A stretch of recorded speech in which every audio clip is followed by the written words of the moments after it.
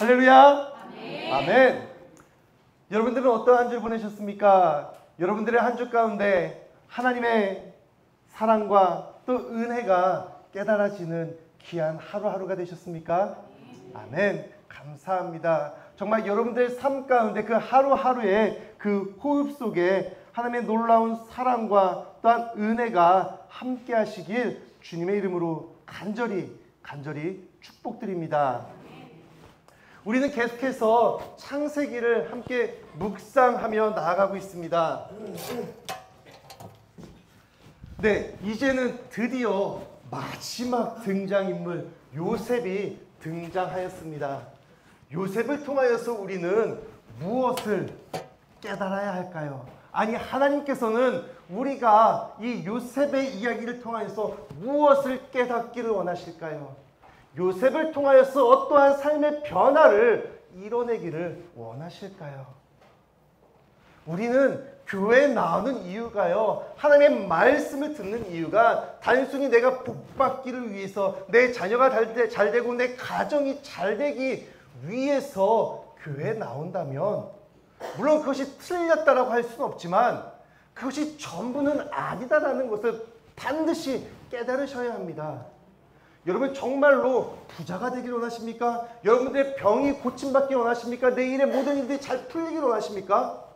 그러면 가서 열심히 일을 하셔야 돼요. 그럼 열심히 가서 병원을 다니시고 열심히 건강하게 운동을 하시면 그 일들은 어느 정도 해결할 수 있다는 것이에요. 우리가 교회에 나오는 이유는요, 우리가 하나님을 간절히 믿고 하나님께 부르짖는 이유는요, 단순히 내가 잘 먹고 잘 살기 위해서, 내 인생의 성공을 위해서, 내 자녀들의, 내 가정이 복받기 위해서 교회에 나온다면 그건 정말로 초보적인, 그냥 기본적인 시작에 불과할 뿐이다라는 것이죠. 우리의 신앙은요, 단순히 이곳에서 머물러 있는 것이 아니라 이제 우리의 신앙은 성장하고 성숙해 나가야 한다는 것입니다. 어느 곳으로요? 바로 우리에게 눈앞에 보이는 열매가, 복이, 성공이 없어도 여전히 하나님을 예배하고 하나님께 기도할 수 있는 그런 신앙인의 성숙한 삶을 살아가야 한다는 것이에요. 이것이 우리가 교회에 나오는 이유이자 목적이 되어야 합니다. 조금 다른 이야기이긴 하지만 우리가 코로나 때 대한민국 세계 다른 교회들은 모르겠습니다. 어쨌든 우리 한국의 교회들은 대부분 문을 닫았고요. 문을 닫았다는 표현이 좀 그렇지만 또 예배를요, 각자의 집에서 유튜브로, 줌으로, TV로 드렸습니다. 그렇게 드릴 수 있었던 이유가 무엇입니까?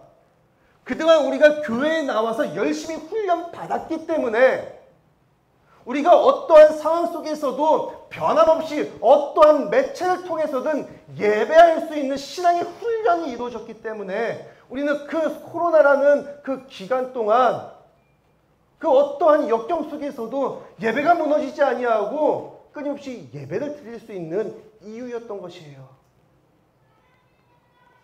그리고 이제 코로나 기간이 끝났죠. 어떠한 사람들은요, 아니 그때는 되고 왜 지금은 왜 안 됩니까? 라고 이야기하는 사람들도 분명 존재할 것입니다. 맞습니다. 그때는 됐어요. 근데 지금은 안 돼요. 왜 그럴까요?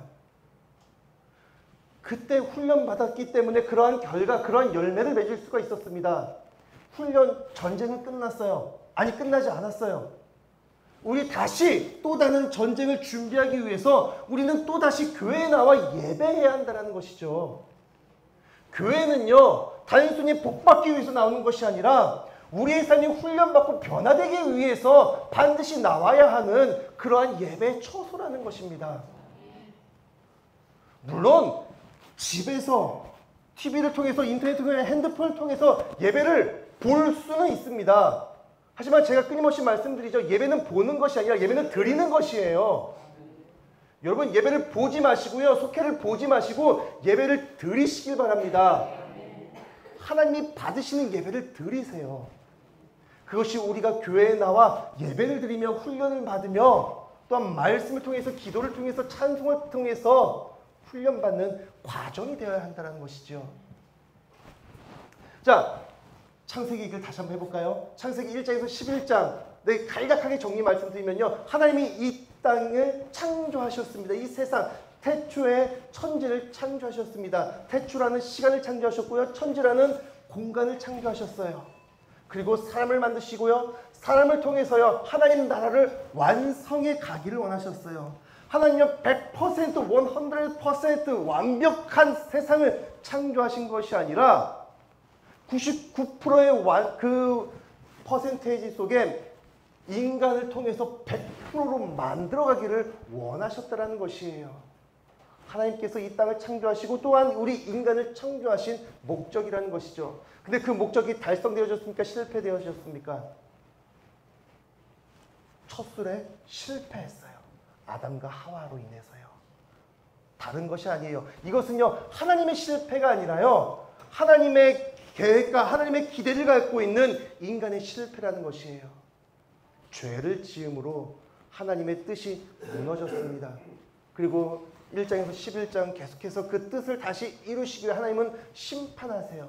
근데 그 심판도 통하지 않습니다. 그래서 12장부터는요, 아브라함을 택하시고요, 그를 통해서 다시 하나님 나라를 세워나가시고 회복하기를 원하시는데요. 말씀드렸죠. 단순히 아브라함 한 사람만 변화되고 한 사람만 회복하면 되는 문제가 아닙니다. 아브라함을 통하여서요, 그 가족이 구원을 받고요, 아브라함을 통하여서요, 가족을 통하여서요, 그 가문이 계속해서 끊임없이 주님을 예배하는 믿음의 가문으로 만들어가기를 원하셨다는 것이죠. 그렇기 때문에 성경은요, 특히 창세기는요, 아브라함을 택하시고 또 다른 사람을 택하신 것이 아니라 아브라함을 통하여서 이삭을 낳게 하시고요, 이삭을 통하여서 야곱을 낳게 하시고 야곱을 통하여서 요셉을 낳게 하심으로 끊임없이 믿음의 줄기가 한 가문을 통해서 쭉 연결시켜 가고 계시다는 것이에요. 지금 여러분들이 예배하시는 이유와 목적은요, 단순히 나 혼자만, 내 자녀만 바라보고 예배하는 것이 아니라 여러분들의 믿음의 가문을 세워나가는 귀한 믿음의 시작, 출발이 되어지길 원합니다. 또한 그 출발이 이미 시작되었다면 그것을 끊임없이 여전히 이어가시는 축복의 통로가 되어지길 주님의 이름으로 간절히 축복드립니다. 자, 깨어졌던 하나님과의 관계가 누구를 통하여 회복되어졌습니까? 아브라함을 통하여 하나님과의 관계가 회복되어졌어요. 그렇죠? 아브라함에서 아브라함으로 변화되었고요. 창세기 22장 하나님께서 이삭을 요구하실 때 아브라함은요, 그 어떠한 망설임이나 고민이나 불평 없이 온전히 순종하는 그 변함없는 그의 순종의 모습을 통하여서요, 하나님께서는 이제야 네가 나를 경외하는 줄 알았다 라는 하나님의 기쁨의 그 탄사를 쏟아내십니다. 그러면서 하나님과의 관계가 회복되어져요. 아브라함의 이 22장 사건 이후로요, 하나님의 소개가 달라집니다. 그동안요, 아브라함의 이후부터 하나님은요, 자신을 아브라함의 하나님, 이삭의 하나님, 야곱의 하나님, 사람의 이름을 붙이면서 사람과의 관계가 회복되어졌음을 이야기하고 계시다는 것이에요. 그리고 누가 나오죠? 이삭이 나옵니다.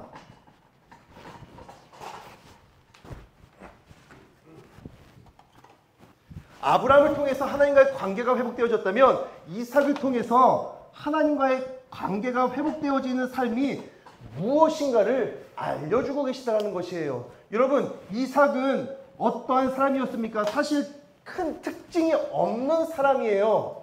아브라함 하면은 그래도 어떠한 사건들이 있습니다. 또한 이삭을 건널 때 야곱 하면은 굉장히 방대한 사건이 있어요. 또한 요셉은 어떻습니까? 그 인생이 정말 기구한 인생을 살아요. 근데 그에 반해 이삭은 딱히 이야기할 만한 사건이 없습니다. 굳이 이야기하자면 아버지 때, 창세기 22장에서 아버지 때 끌려갔던 그 사건, 그 정도가 아닐까요? 그냥 우물을 팠던 그 정도가 아닐까요? 근데 우리가 집중해야 될 것은요, 이삭은요, 그저 무색무취한, 그저 그냥 평범한 이상도 이하도 아닌 그저 그런 삶을 살아갔던 것이 아니라요, 그의 문제, 그의 어려움, 그의 삶의 변화 앞에 이삭은 무엇을 했냐? 우리는 그것을 기억해야 한다는 것이에요.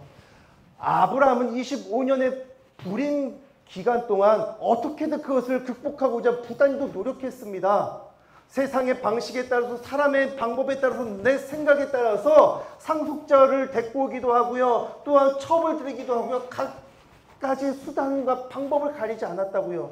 하지만 이삭은 어떻습니까? 먼저 창세기 24장에 그가 결혼을 할 때도요, 그가 한 일은 아무것도 없었습니다.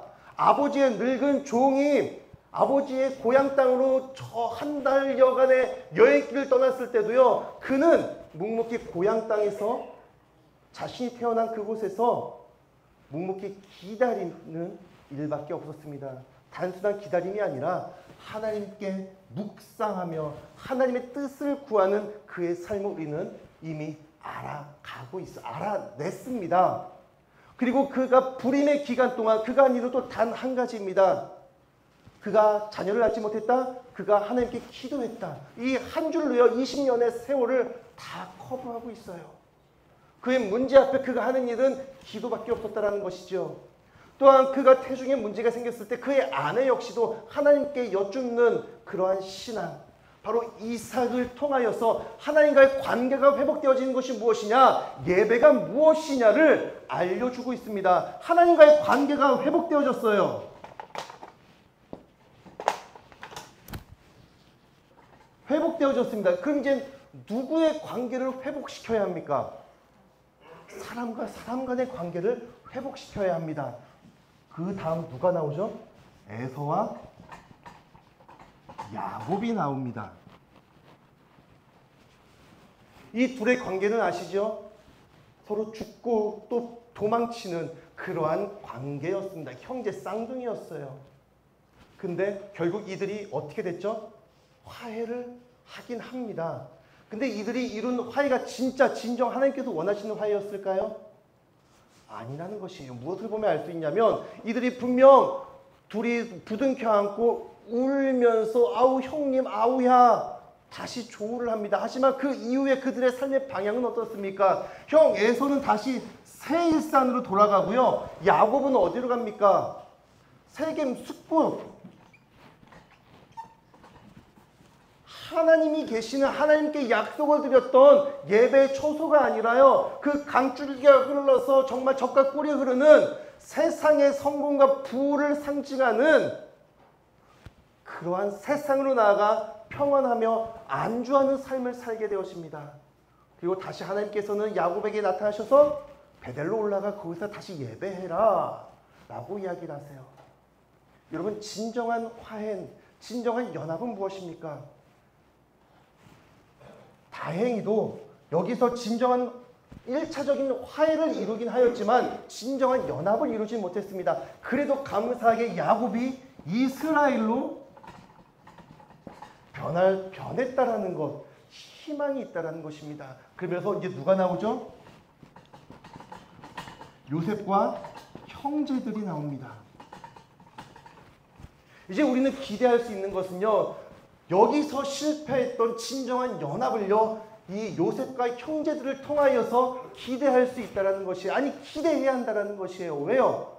성경은요, 창세기는요, 요셉 이후에 누가 나오지 않기 때문이에요. 요셉에서 창세기는 끝나기 때문에 우리는 이미 그 결론을 알기 때문에 이제는 요셉을 통하여서 그 형제들과 어떻게 화해를 하고 연합하는지를 알아가야 한다는 것이죠. 하나님께서는요, 바로 우리에게 요셉의 이야기를 통해서 형제들의 화합과 연합이 무엇인지를 보여주고 알려주고 계시다는 것입니다. 단순히 꿈을 꾸는 자가 이러한 꿈을 완성하고 하나님의 축복을 받았다, 이것으로 마무리되어지는 것이 아니라요, 진정한 형제들의 연합이 무엇인지를 우리에게 알려주고 계시다는 것이에요.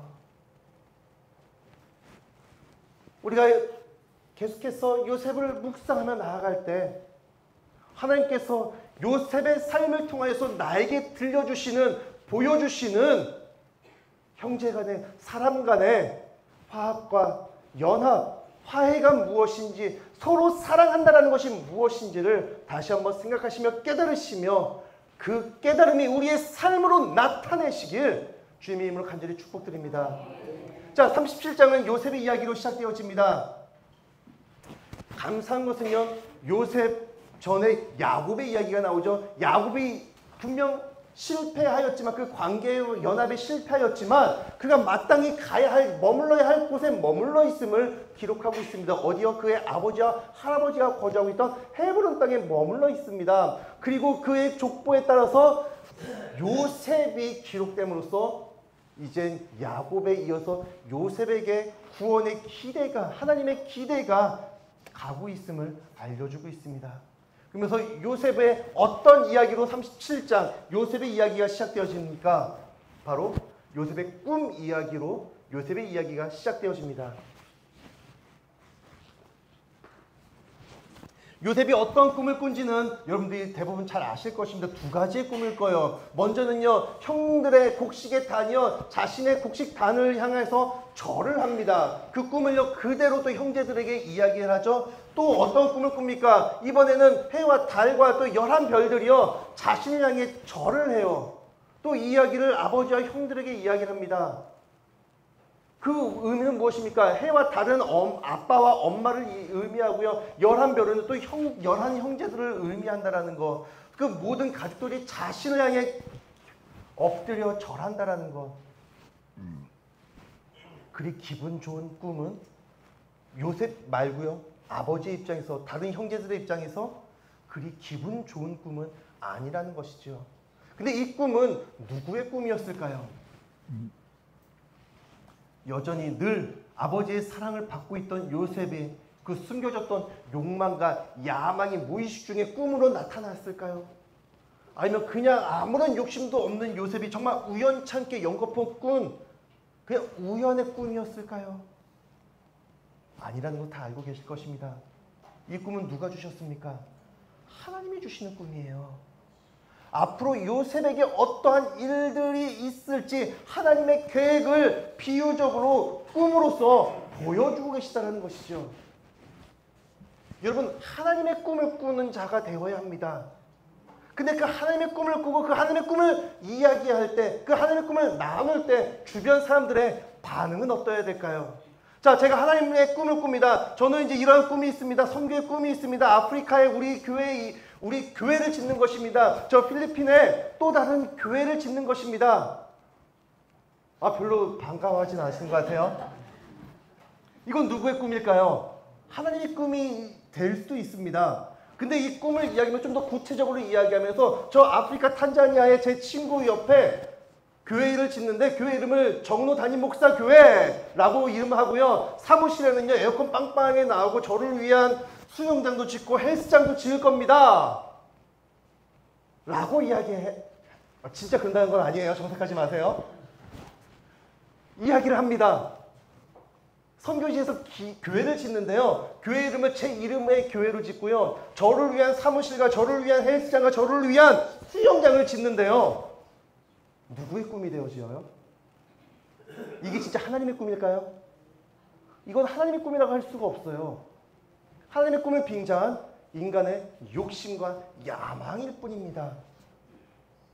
내가 하나님의 꿈을 이야기할 때 하나님의 그 꿈을 듣는 사람들의 반응이 어떠하냐, 그것에 따라서 그 사람은 진짜 어떤 꿈을 꾸고 있는가가 좀 드러나지 않을까 싶습니다.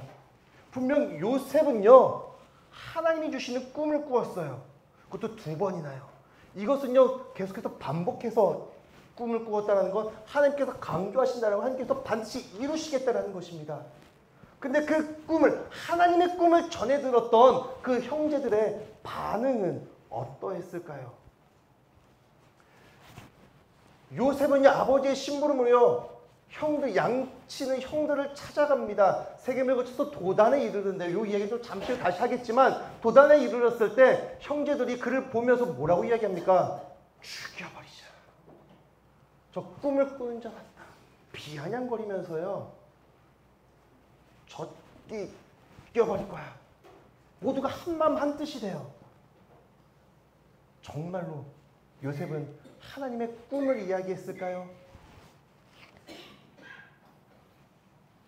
자, 20절입니다. 오늘 37장 20절 말씀 보시면요, 38절에서 20절 제가 읽어드리겠습니다. 요셉이 그들에게 가까이 오기 전에 그들이 요셉을 멀리서 보고 죽이기를 꾀하여 서로 이르되 꿈꾸는 자가 오는도다. 비아냥거리죠. 자, 그를 죽여 한 구덩이에 던지고 우리가 말하기를 악한 짐승이 그를 잡아먹었다 하자. 그의 꿈이 어떻게 되는지 우리가 볼 것이다. 누구의 꿈이요? 그의 꿈이요. 요셉이 꾸는 꿈은요, 분명 하나님이 주시는 꿈이었어요. 하지만 어느 순간 하나님의 꿈이요, 그의 꿈, 요셉의 개인의 꿈으로 변했다는 것입니다.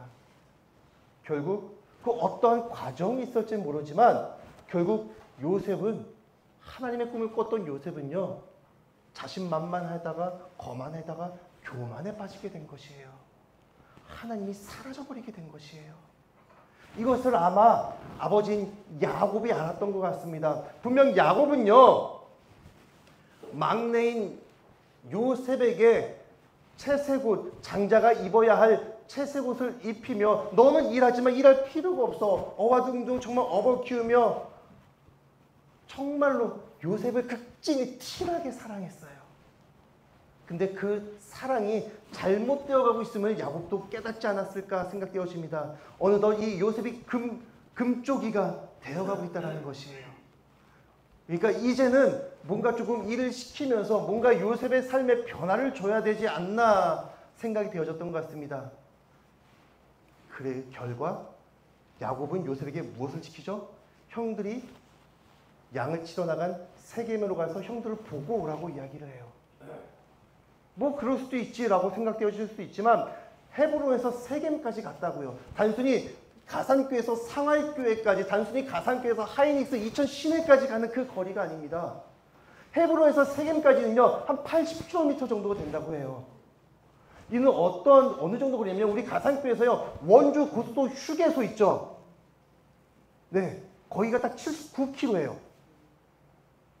그 거리를 보낸 거예요. 그렇게 채색옷을 시키면 넌 일할 필요가 없어. 그렇게 감싸 안고 사랑으로 키웠던 요셉. 근데 도저히 얘를 보니까요, 이제 이렇게 키워서는 안 되겠다는 생각이 든 거죠. 그래서 일을 시킵니다. 근데 이거 진짜 일이었을까요? 다윗을 보시면요, 다윗도요, 아버지의 심부름으로 전쟁통에 나가 있는 형들에게 가서 음식을 전해줍니다. 음식을 전해주라는 사명, 미션이 있었어요. 근데 야곱은요, 요셉에게 일을 시킬 때 어떤 미션이 주어지지 않습니다. 그저 그냥 가서 보고 와. 그냥 뭔가 일을 시켜야 하긴 해야 될 것 같고, 그렇다고 뭔가 특별히 할 일은 없지만, 그럴 거면 진작에 처음부터 같이 양치기를 보냈겠죠. 하지만 그냥 갔다 오라는 아버지의 그 명령, 80km를 또 걸어갔던지 낙타를 탔던지 그건 알 수는 없지만 80km를 갑니다. 오늘날에야 그냥 고속도로를 타고 또 차를 타면요 1시간이면 갈 수 있는 그런 거리지만 80km, 여러분 혹시 지금 예배 안 드셔도 됩니다. 지금 빨리 원주 휴게소 다녀오실 분 계십니까? 걸어서요. 아무도 안 계실 거예요. 그렇다고 특별한 목적이 없어요. 저 원주 휴게소 사람들이 잘 들렸다 가는지 그냥 보고 오라는 거예요.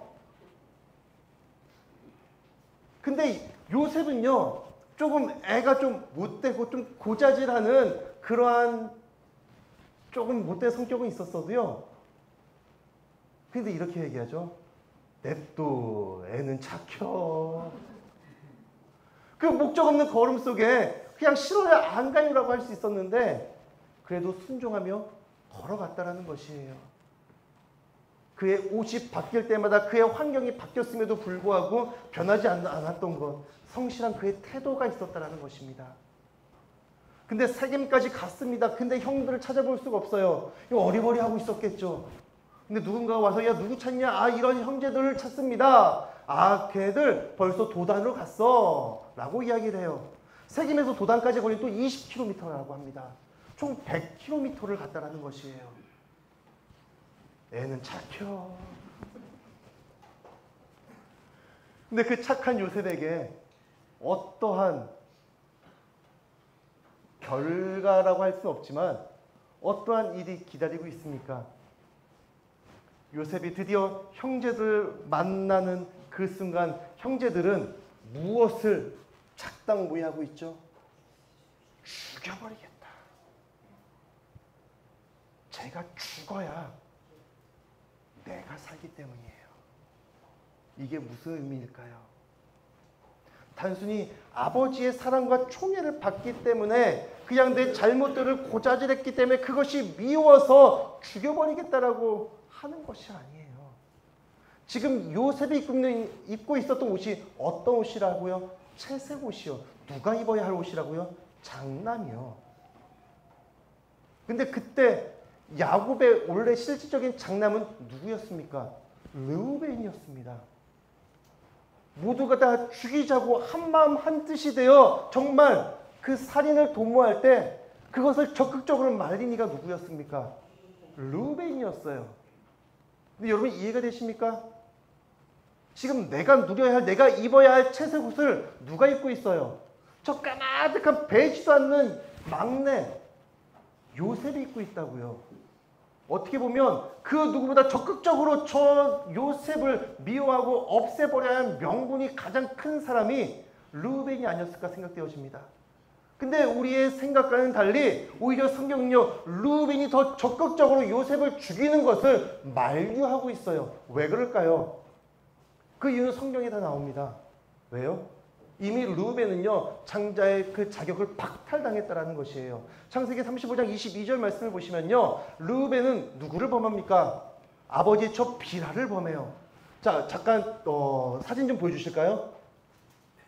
네, 야곱의 12아들의 순서입니다. 색깔별로 조금 분리해놨는데요. 첫째부터 12아들까지 르우벤, 시몬, 레위, 유다, 단, 납달리, 갓, 아셀, 이사갈, 스불론, 요셉, 베냐민. 그리고 처음 4명의 아들은요, 어머니가 레아 같습니다. 그리고 그 다음 5번째, 6번째 비라, 라헬의 여종을 통해서 또 아들을 낳고요. 그리고 그 다음 또 시기와 질투 속에 또 시라, 레아의 여종, 레아가 또 자신의 여종을 야곱에게 또 들여보냅니다. 그래서 2 아들을 얻고요. 또 다시 레아가 또 이삭과 스불론을 낳습니다. 그리고 나서 마지막에 드디어 야곱이 그렇게 살아가던 이쁜 아내 라헬을 통해서 2 아들을 낳게 됩니다. 겁나 많이 낳았어요. 네.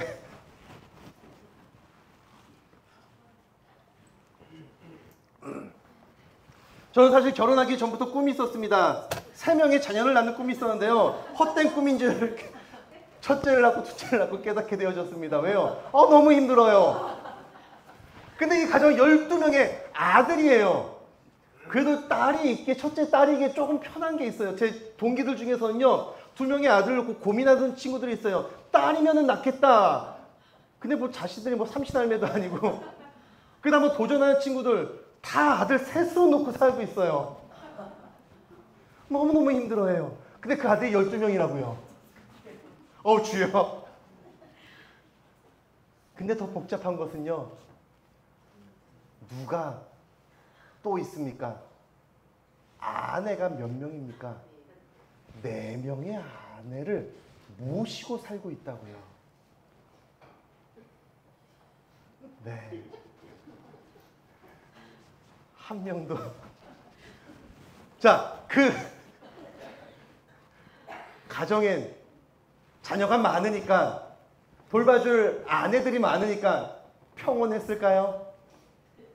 성경은 야곱의 족보를 이야기하면서요, 결국 그들의 삶 가운데 평온함을 이야기하지 않습니다. 시기와 질투와 서로를 향한 견제와 다툼만이 존재할 뿐이었습니다. 그리고 서로 화합하며 연합을 이루어야 하는, 야곱은 실패했지만 그 자녀들은 그 화합과 연합을 이루어야 하는 그 상황 속에서 그들은 결국 장자권을 두고 또 싸워야 하는 그 경쟁 구도가 되어져 버렸다는 것이에요. 이것은 인간의 그 악한 본성이 이미 아버지 야곱을 통해서 또 형 에서와의 관계를 통해서 이미 태중에서 서로 큰 자가 되겠노라고 서로 싸우고, 그 싸움 때문에 어머니가 태중에 고통을 겪고 있는 그러한 삶을 통해서 그 인간의 그 악한 본성이 얼마나 뿌리 깊은 곳에서부터 시작되고 있는가를 우리는 이미 알게 되어졌습니다. 그 싸움이 여전히 이루어지고 있다고요. 근데 이미 르우벤은요, 그 싸움에서 탈락했습니다. 왜요? 아버지 첩이지만 아버지의 아내를 범했기 때문에요. 근데 오늘 본문 속에서는요, 그 르우벤과 2명의 아들이 나옵니다. 르우벤과 유다가 나와요. 그렇다면 중간에 시몬과 레위는 왜 가만히 있었을까요? 이미 그들도 탈락했기 때문이에요. 왜요? 34장에서요. 자신의 동생 디나의 사건이 나옵니다. 그때 어떤 결말이 이루어지죠? 할례를 받게 한 뒤에 그를 다 죽여요. 그 족속 남자들 다 멸살시킵니다. 그 일의 주동자가 누구예요? 시몬과 레위라는 것이에요. 이미 살인죄가 더해졌다는 것이죠. 이미 천륜을 끊어버리고 살인을 저지른 첫째부터 셋째에겐 장자권이 이미 박탈당해졌습니다. 그럼 다음 누구죠? 유다예요. 이제는 내 차례인데, 내가 이제는 이 집안의 장자인데, 내가 입어야 할 옷이 바로 저 채색 옷인데 지금 누가 입고 있습니까? 저 밑에 까마득한 요셉이, 고자질쟁이 요셉이, 밉상이 요셉이 내가 입어야 할 옷을 입고 있다고요. 그렇다면 왜 형 루벤은 요셉을 죽이는 것을 적극적으로 만류했을까요? 기대가 있었기 때문이에요. 어떠한 기대요? 모두가 다 죽이려고 덤벼들 때 루벤이 적극적으로 만류한다면, 요셉이 이 모든 과정을 본다면 요셉은 어떠한 자라고요? 형들의 잘못된 일들을 쪼르르 가서 고자질하는 자예요. 요셉이 입이 비쌉니까? 쌉니까? 싸요. 그것을 기대하고 있다는 것이죠. 아빠, 내가 이런 어려움 속에 있었는데 루벤 형이 나를 그래도 도와줬어요. 내 목숨을 건져줬어요. 나는 그 고자질을 또 기대하고 있다는 것이에요. 그러면서 무너졌던 아버지의 관계와 신뢰가 회복되어지고 정말로 어찌 보면 운 좋으면 그 채색옷을 다시 입을 수 있다는 그 기대가 있었다는 것이죠. 하지만 루벤의 형제들은요, 루벤의 말보다 유다의 말을 더 따릅니다. 유다는 뭐라고 합니까?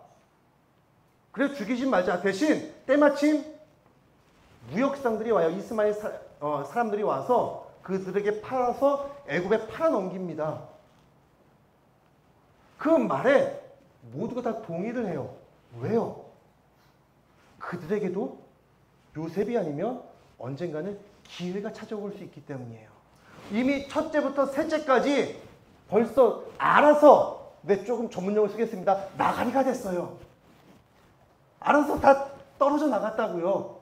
내가 어떤 공격을 하고 어떠한 음모를 꾸며서 그들을 탈락시킨 것이 아닌데도 알아서 장자권을 다 박탈당했다고요. 그렇다면 다섯 번째, 여덟 번째 이들에게도 희망이 있다는 것이죠. 유다, 단, 납달, 언젠가 형들도 어떤 잘못을 통해서 그 장자의 기회가 나한테 올 수도 있다는 희망. 근데 지금 누구만 없으면요, 요셉만 없으면 그 기회가 나한테 돌아올 수 있겠다는 그 희망이 있다는 것이에요.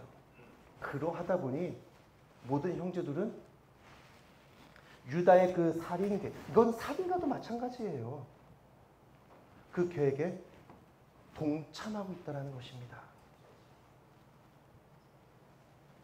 무너졌던 형제 간의 관계를 회복시켜야 하는 그들이요, 오히려 아버지가 그래도 절반의 성공이라도 이루어냈던 그 과정 속에 조금씩 봉합해가는 그 형제의 그 관계 속에 이들은 또다시 살인이라는 죄를 짐으로 그 관계를 산산이 깨어버렸다는 것입니다. 이제 눈에 가시거리였던 요셉을 해치웠습니다. 무엇이 남았습니까? 아버지 야곱이 남았습니다. 뭐 그렇다고 가서 아버지 야곱을 해치인다, 그것이 아니에요. 이제 요셉이 어떻게 되었는지에 대해서 보고를 해야 되잖아요. 어떠한 보고를 합니까?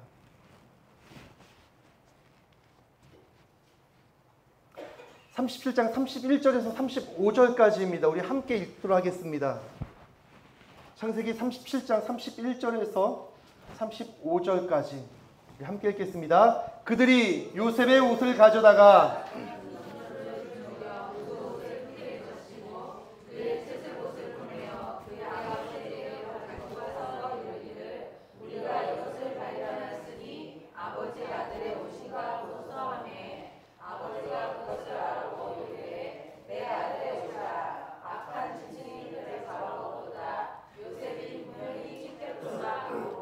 자기 옷을 찢고 굵은 배로 허리를 묶고 오래도록 그의 아들을 위하여 애통하니 그의 모든 자녀가 위로하되 그가 그 위로를 받지 아니하여 이르되 내가 슬퍼하며 스올로 내려가 아들에게로 가리라 하고 그의 아버지가 그를 위하여 울었더라. 아멘.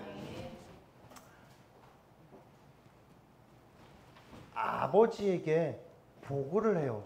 뭐라고 보고를 합니까? 물론 누가 주도했는지는 나와 있지 않지만 이 전에 누구의 주도로 요셉을 팔아 넘겼는가를 안다면 지금 31절부터 나오는 말씀도 누가 주도적으로 했을까?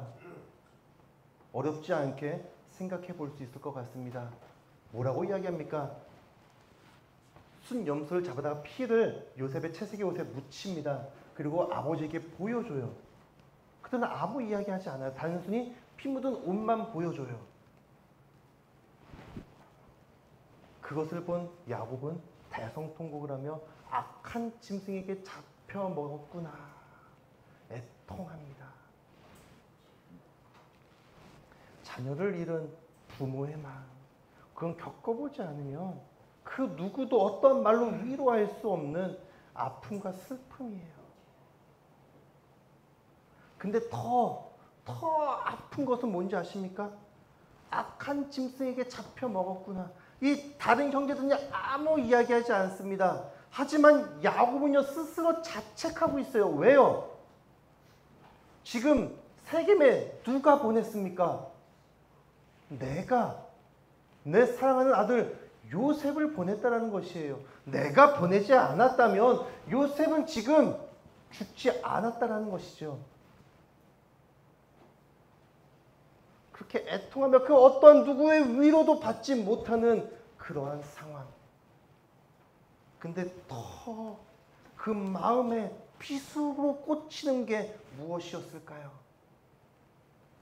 여러분, 그 형제들이요 염소를 잡아 죽여서요 옷에 피를 묻혀서 아버지에게 보여줍니다.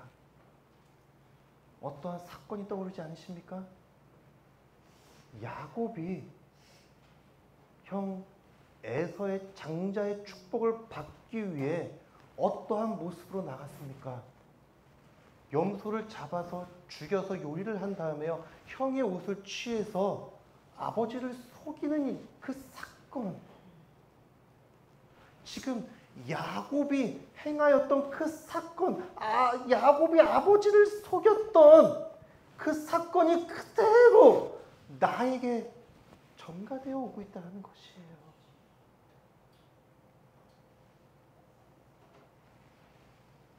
내가 형을 속였던 그 형제의 그 관계를 깨버렸던 그 관계가 나의 아들들을 통해서 보여지고요.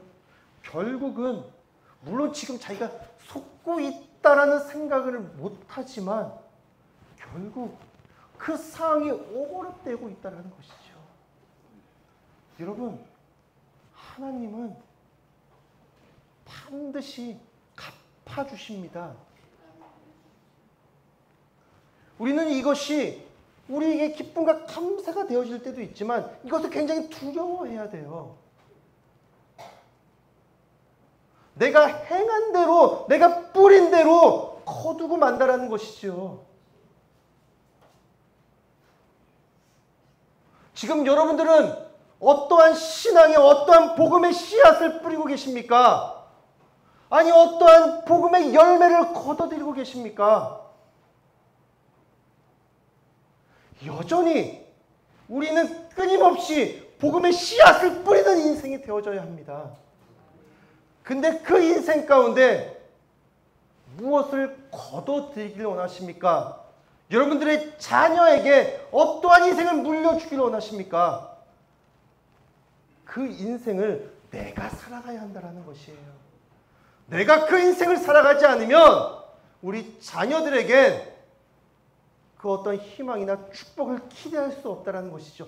반대로 내가 정말 하나님의 말씀을 듣고 하나님의 말씀에 따라 하나님의 뜻을 행하며 나아간다면 우리 자녀들에게도 하나님의 열매를 기대할 수 있는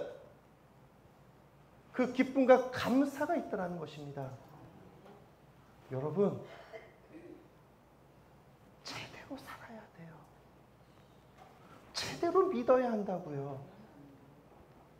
우리가 교회 나온다라는 것, 그것만으로도 끝나는 것이 아니라 내가 교회 열심히 나와서 장로의 직분, 권사의 직분, 또한 열심히 내가 신학의 사명을 갖고 목사의 직분을 받았다고 그것으로 끝나는 것이 아니라 그것이 다가 아니다라는 것이죠.